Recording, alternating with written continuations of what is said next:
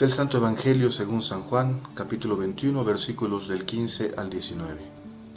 En aquel tiempo le preguntó Jesús a Simón Pedro: Simón, hijo de Juan, ¿me amas más que estos? Él le contestó: Sí, Señor, tú sabes que te quiero. Jesús le dijo: Apacienta mis corderos. Por segunda vez le preguntó: Simón, hijo de Juan, ¿me amas? Él le respondió: Sí, Señor, tú sabes que te quiero. Jesús le dijo: Pastorea mis ovejas. Por tercera vez le preguntó: Simón, hijo de Juan, ¿me quieres? Pedro se entristeció de que Jesús le hubiera preguntado por tercera vez si lo quería, y le contestó: Señor, tú lo sabes todo, tú bien sabes que te quiero. Jesús le dijo: Apacienta mis ovejas. Yo te aseguro, cuando eras joven, tú mismo te ceñías la ropa e ibas a donde querías. Pero cuando seas viejo, extenderás los brazos y otro te ceñirá y te llevará a donde no quieras. Esto se lo dijo para indicarle con qué género de muerte habría de glorificar a Dios. Después le dijo: Sígueme. Palabra del Señor. Gloria a ti, Señor Jesús. Bien, hermanos, para nuestra meditación del Evangelio de este día, vamos a tener en cuenta, ¿verdad? San Juan, con esta narración, tiene varias intenciones. Yo he evidenciado tres y son las que quiero compartir.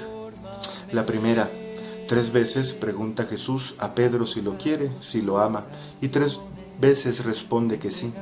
¿Cómo no hacernos recordar las 3 negaciones que anteriormente Pedro había hecho de su amado Maestro? Por más que los estudiosos teólogos debatan sobre el significado estructural de este episodio, al hombre de fe le queda claro esto. Además, bien sabemos que una afirmación repetida 3 veces implica solemnidad, reafirmación, expresión de una verdad, como el Santo, Santo, Santo, referido al Dios Santísimo. Por tanto, 3 veces pregunta Jesús y 3 veces su Iglesia, representada en Pedro, reafirma su amor por Jesucristo, el Salvador. Aunque en nuestra vida convivan el trigo y la cizaña, la fortaleza de Dios y la humana debilidad. Desde que Jesús nos dio su Espíritu Santo, la Iglesia muestra la fuerza de Dios en la debilidad. ¿Quién iba a decir que esas 3 negaciones de Pedro se convertirían en ocasión del desborde de la misericordia de Dios? No hablamos de aquí de la necesidad del mal para que se pueda mostrar la misericordia de Dios en el hombre. Pues en la misma María Santísima también se desbordó la misericordia de Dios, preservándola del pecado.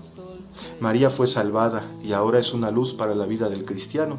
En ella no hay sombra de pecado y sin embargo la misericordia derramada sobre ella nos habla claramente de que Dios ama a sus criaturas. Fuera de María, la condición natural del hombre es el pecado presente en él y la misericordia de Dios es dulce remedio que salva de la muerte. Negar pues esta condición de pecado del hombre es negar la experiencia misma, ¿verdad?, que tenemos de nosotros, de nuestra vida hoy. La segunda intención, ¿verdad?, de San Juan que quiero considerar es la siguiente. Es obvio también el rol de pastor en el cual Pedro viene reafirmado por Jesús. Y Jesús en este diálogo de pregunta y respuesta le muestra que un verdadero pastor debe amar al verdadero y único pastor de su rebaño, con toda su vida, con toda su alma, con toda su mente y con todas sus fuerzas, para poder ejercer su ministerio según el corazón de Dios.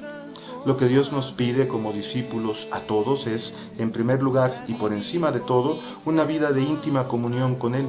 No podemos amar el rebaño sin amar a su verdadero y único pastor. Si no hay amor, comunión con el pastor, el amor por el rebaño, que es suyo y del Padre, es falso. Como dice el Antiguo Testamento, si no hay amor, somos solamente mercenarios del rebaño. La figura del pastor, que ya el Antiguo Testamento muestra como un tema teológico de suma importancia, habla de apacentar y pastorear las ovejas, es decir, alimentar, descansar las ovejas y guiarlas por los caminos de vida.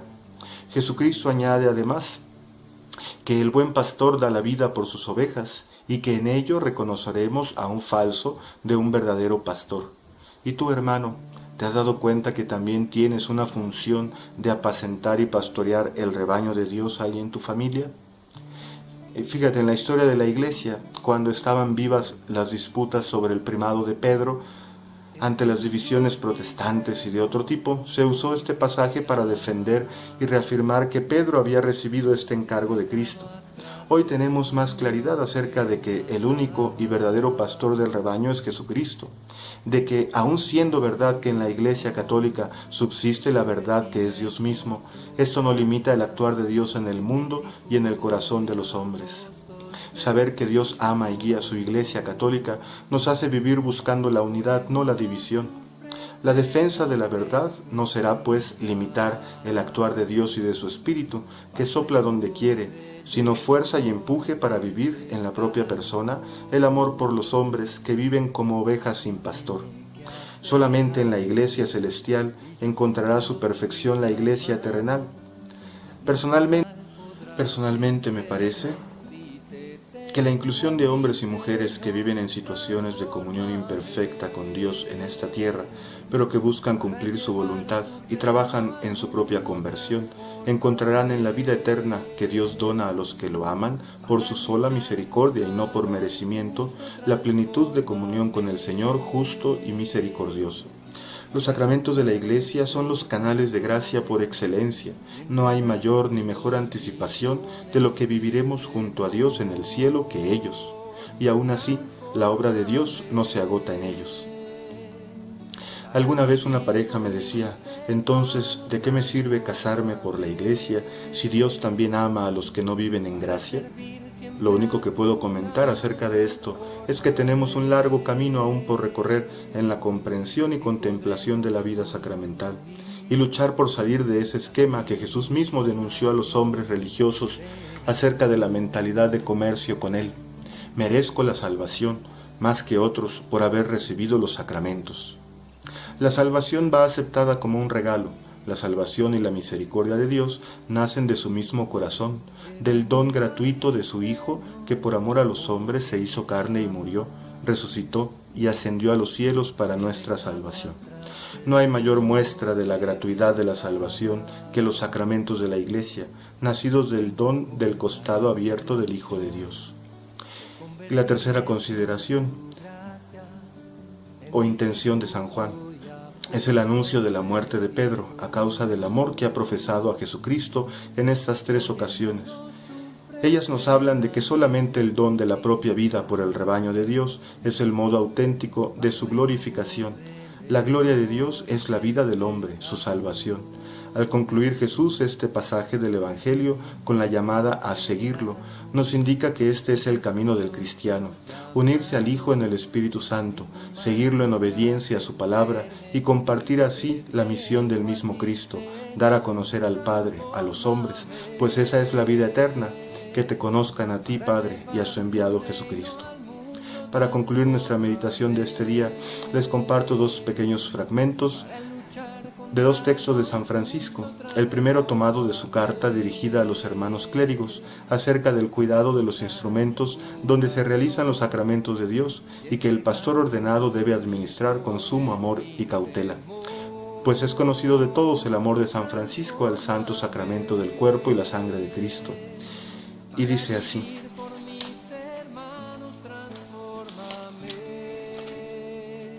nada tenemos ni vemos corporalmente en este mundo del Altísimo mismo, sino el cuerpo y la sangre, los nombres y las palabras, por los que hemos sido hechos y redimidos, pasando de la muerte a la vida.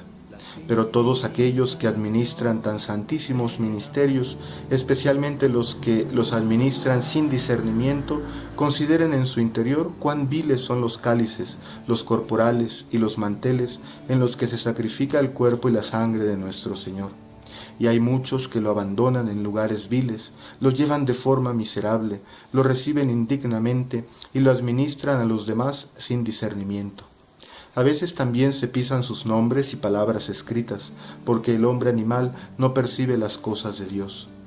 ¿No nos mueven a piedad todas esas cosas, siendo así que el mismo Señor piadoso se pone en nuestras manos y lo tocamos y lo tomamos todos los días con nuestra boca? ¿Acaso ignoramos que hemos de ir a parar a sus manos? Enmendémonos pues cuanto antes y resueltamente de todas estas cosas y de otras semejantes, y donde quiera que esté indebidamente colocado y abandonado el santísimo cuerpo de nuestro Señor Jesucristo, retírese de allí y póngase y guárdese bajo llave en lugar digno. Del mismo modo, donde quiera que se encuentren los nombres y palabras escritas del Señor en lugares indecentes, recójanse y colóquense en sitio decoroso. Y el segundo texto acerca de cómo comportarse con los hermanos que pecan, tomado de la carta que dirige a los ministros, ejemplo de cuidado del rebaño de Dios. Y dice así: y en esto quiero conocer si amas al Señor y me amas a mí, siervo suyo y tuyo, si procedes así, que no haya en el mundo ningún hermano que, habiendo pecado todo lo que pudiera pecar, se aleje jamás de ti después de haber visto tus ojos, sin tu misericordia si es que busca misericordia. Y si no buscara misericordia, pregúntale tú si quiere misericordia. Y si 1000 veces volviera a pecar ante tus propios ojos, ámalo más que a mí, para atraerlo al Señor. Y ten siempre misericordia de los tales. Y cuando puedas, comunica a los guardianes que, por tu parte, estás resuelto a comportarte así. Y más adelante dice: si alguno de los hermanos, por instigación del enemigo, pecara mortalmente, está obligado por obediencia a recurrir a su guardián. Y ninguno de los hermanos que sepa que ha pecado, lo avergüence ni lo difame, sino tenga para con él gran misericordia, y mantenga muy en secreto el pecado de su hermano, porque no necesitan médico los sanos, sino los enfermos. Asimismo están obligados por obediencia a enviarlo con un compañero a su custodio, y el custodio mismo atiéndalo con misericordia, como querría que se hiciera con él si estuviera en una situación semejante.